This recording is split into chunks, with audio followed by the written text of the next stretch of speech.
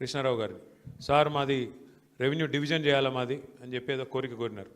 కోరితే కృష్ణారావు గారు మరి ఆ రోజు ఏం మూడ్లో ఉన్నాడో ఏం ఆలోచించుకున్నాడో కానీ చాలా స్పష్టంగా చెప్పినాడు. ఏమని, మళ్ళీ మా ప్రభుత్వం వస్తుందో రాదో నాకు తెలియదు, మళ్ళీ నేను గెలుస్తానో లేదో నాకు తెలియదు. ఆయనకు తెలియదేమో కానీ కొల్లాపూర్ ప్రజలకు తెలుసు, మళ్ళీ గెలిచే సమస్య లేదు, ఖచ్చితంగా ఈసారి ఓడగొట్టేది పక్కా. ఎందుకంటే నేను ఆయన మీద ఏదో కోపంతో చెప్పట్లేదు, ఆయన మీద వ్యక్తిగతంగా నాకు కోపం ఉండాల్సిన అవసరం కూడా ఏమీ లేదు. ఎందుకు గెలవరు అంటున్నా అంటే కాంగ్రెస్ పార్టీ స్పష్టంగా ఒక్క మాటలో చెప్పేయచ్చు. రామాయణం గురించి చెప్పండి అంటే కట్టే, కొట్టే, తెచ్చే, మూడు ముక్కల్లో చెప్పొచ్చు. అట్లాగే కాంగ్రెస్ ప్రభుత్వం 2 ఏళ్లలో వీళ్ళ పనితీరు ఎట్లా ఉంది అని అడిగితే ఎగవేతలు, కూల్చివేతలు, పేల్చివేతలు తప్ప చేసింది అయితే ఏమీ లేదు. ఎగవేతలు అంటే 420 హామీలు ఇచ్చి 6 గ్యారెంటీలని అలవిగాని మాటలు చెప్పి అడ్డమైన అబద్ధాలు చెప్పి కుర్చీలో కూర్చున్నారు. కుర్చీలో కూర్చున్న తర్వాత ఏం చేస్తున్నారు 2 ఏళ్ళ నుంచి నాకంటే బాగా మీకే తెలుసు. ఊర్లలో ఎంత అవస్థలు పడుతున్నారు రైతులు మీకు తెలుసు.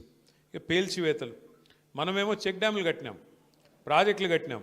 మీ దగ్గర నార్లాపూర్ రిజర్వాయర్ కట్టి కేసీఆర్ గారే స్వయంగా వచ్చి బటన్ ఒత్తి ఆ పంపు చాలు చేసి నీళ్లు 145 మెగావాట్ల పవర్ ఉండే పంపు పెట్టి నీళ్లు కృష్ణా నీళ్లను మీకు ఇచ్చే ప్రయత్నం కేసీఆర్ గారు చేసినారు. మా ఆల వెంకటేశ్వర రెడ్డి గారు ఇక్కడ ఉన్నారు. ఒక్క దేవరకద్ర నియోజకవర్గంలో 36 చెక్ డ్యాములు కట్టినారు కేసీఆర్ గారు, ఒకటే నియోజకవర్గం నేను చెప్పేది. అట్లా ప్రతి నియోజకవర్గంలో అద్భుతమైన పనులు జరిగినాయి. మనమేమో ఆ పని చేసినాం, నిర్మాణం చేసినాం, వీళ్ళేమో విధ్వంసం చేస్తున్నారు.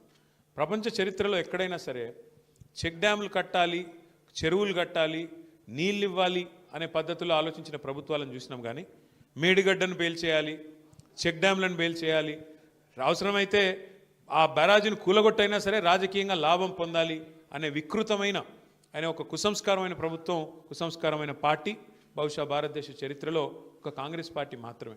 ఇక మీకు తెలుసు, కూల్చివేతలు అయితే మీరు చూస్తూనే ఉన్నారు. ఎంత పెద్ద ఎత్తున పేదల ఇండ్లు గులగొడుతున్నారు ఇలా రాష్ట్రంలో మీరు చూస్తూ ఉన్నారు. ఒక్క దగ్గరని కాదు, మహబూబ్ నగర్తో ప్రారంభమైంది.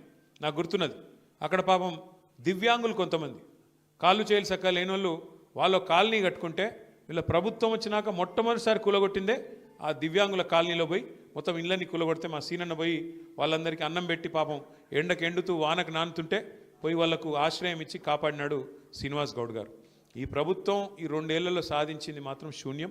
తమ అసమర్థతను కప్పిపుచ్చుకోవడానికి, తమ చేతగాంతనాన్ని కప్పిపుచ్చుకోనికే వీళ్ళు కొత్త పల్లవి అందుకున్నారు. ఏమంటారు ఏమని అడిగితే, ఏమైందయ్యా రేవంత్ రెడ్డి గారు 6 గ్యారంటీలు ఎందుకు అమలు చేయట్లేదు, నెలకు 2,500 రూపాయలు ఇస్తానంటివి కదా మహిళలకు, ఎందుకు ఇస్తలేవు, 100 రోజుల్లో ఇస్తానంటివి, మరి ఇప్పటికే 25 నెలలు అయిపోయింది, 700-800 రోజులు అయిపోయింది, ఎప్పుడు ఇస్తావు అంటే ఒక్కటే పట్టుకున్నారు ఇంకా డైలాగ్. కేసీఆర్ అప్పులపాలు చేసిపోయినాడు, రాష్ట్రం దివాలా తీసింది, కేసీఆర్ అప్పులపాలు చేసిపోయినాడు. మేము ఇక్కడ ఏదో లంకె బిందెలు ఉంటాయనుకొని వచ్చినాం, లంకె బిందెలు లేవు.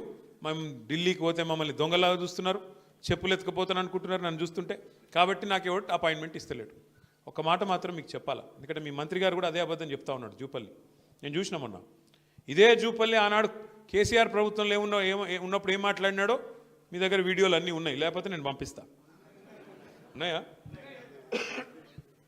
ఇదే మనిషి ఇవాళ అవకాశం కోసం అవకాశవాదంతో కాంగ్రెస్లో పోయి ఆయనకు టికెట్ ఇవ్వకపోతే, మనం హర్షవర్ధన్ రెడ్డి గారికి టికెట్ ఇస్తే కేవలం అవకాశవాదంతో పోయి ఇవాళ కేసీఆర్ గారిని తిట్టేంత పెద్దోడైపోయినాడు.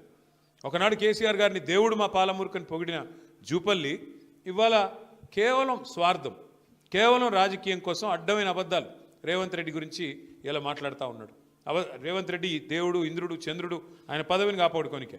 ఎవరికి దేవుడు రేవంత్ రెడ్డి, ఎవరికి ఇంద్రుడు, ఎవరికి చంద్రుడు? ఏది మోసం చేసి మొత్తం రైతులందరినీ, ఒకరినిద్దరిని కాదు రైతులందరినీ మోసం చేసినాడు కదా. ఎన్ని మాటలు చెప్పినాడు కేసీఆర్ గారు. 2 పంటలకు రైతు బంధు ఇస్తే 3వ పంటకి ఇవ్వాలా అన్నాడు. 3వ పంటకి ఇవ్వవా నువ్వు రైతు బంధు అని మాట్లాడినాడు. మళ్ళీ ఇవాళ పరిస్థితి ఏంది? కేసీఆర్ గారు ఉన్నప్పుడు బ్రహ్మాండంగా మీరు అడగకుండానే నాటేసే కాలం వచ్చిందంటే చాలు ఫోన్లు టింగు టింగుమని మోగేది. 11 సార్లు 73,000 కోట్ల రూపాయలు 70 లక్షల రైతుల ఖాతాల్లో మీరు అడగకుండానే దరఖాస్తు పెట్టకుండానే పడ్డాయి. ఈరోజు ఏంది పరిస్థితి? రేవంత్ రెడ్డి ప్రభుత్వం వచ్చినాక, కాంగ్రెస్ ప్రభుత్వం వచ్చినాక ఒక్కసారి రైతు భరోసా ఇచ్చింది, ఒక్కసారి. మొదటిసారి మనం కూడబెట్టిందే రైతు బంధు ఎలక్షన్లు అప్పుడు ఆపి, ఎలక్షన్లు అయినాక యాజ్ ఇట్ ఈజ్ అదే 5,000 ఇచ్చినారు. అది కేసీఆర్ గారు ఇచ్చింది తప్ప వీళ్ళు ఇచ్చింది కాదు. ఆ తర్వాత 2 సార్లు ఎగ్గొట్టినారు. మొన్న ఒక్కసారి రైతు భరోసా అని పేరు పెట్టి అది కూడా 15,000 ఇస్తామని చెప్పి 12,000కి కటింగ్ పెట్టి ఒక్కసారి మొన్న 6,000 రూపాయలు ఇచ్చినారు. ఒక్కసారి 2 ఏళ్లలో ఇచ్చింది ఒక్కసారి నికార్సుగా చెప్పాలంటే. ఇది ఇలా రైతు పరిస్థితి. సరే, ఇక రైతు భరోసా పక్కన పెడితే, రైతు బంధు పక్కన పెడితే ఇలా రైతుల అవస్థ ఇప్పుడే హర్షవర్ధన్ రెడ్డి గారు చెప్పినారు. క్రాప్ హాలిడే ప్రకటించే దుస్థితి, యూరియా కోసం లైన్లలో యుద్ధాలు చేసే పరిస్థితి. నేను చెప్తుంది అబద్ధమా? మీరు చూస్తున్నారు గ్రామాల్లో. మీరు చూడండి ఒక్క మాట, లైన్లు కడుతున్నారు, చెప్పులు లైన్లో పెడుతున్నారు రైతులు. మరి అవన్నీ పేపర్ వాళ్ళు ఫోటోలు తీసి, మా తమ్ముళ్ళు వీడియోలు తీసి సోషల్ మీడియాలో పెడుతున్నారు. మరి తప్పించుకోవాలా? ఏం చేయాలా? అందుకే కొత్త ఉపాయం పన్నినాడు రేవంత్ రెడ్డి గారు. కొత్త ఉపాయం కనిపెట్టినాడు. ఏమని? ఇక షాప్లో కాదు, యాప్లో ఇస్తా అన్నాడు. షాప్లో ఇయ్యడంట యూరియా, యాప్లో ఎప్పుడు ఉంటుంది యూరియా?